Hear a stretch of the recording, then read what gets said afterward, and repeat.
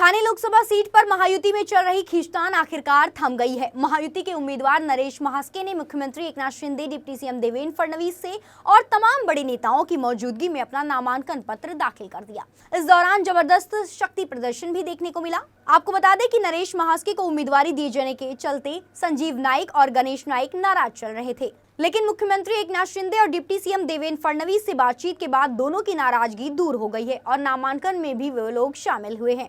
इस दौरान जबरदस्त शक्ति प्रदर्शन देखने को मिला। भारी भीड़ के चलते नरेश महास्के को मोटरसाइकिल पर सवार होकर नामांकन के लिए जाना पड़ा।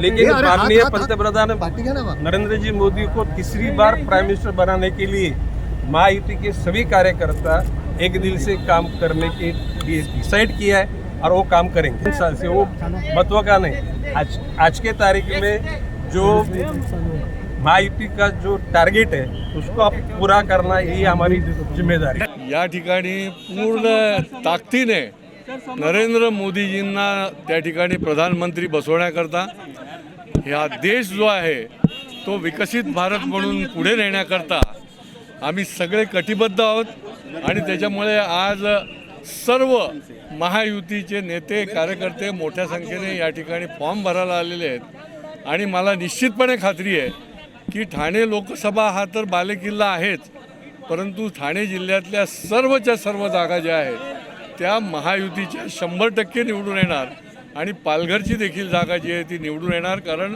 या ठिकाणी महायुतीचा मतदार आहे, मोदींच्या कामावर खुश असलेला मतदार आहे।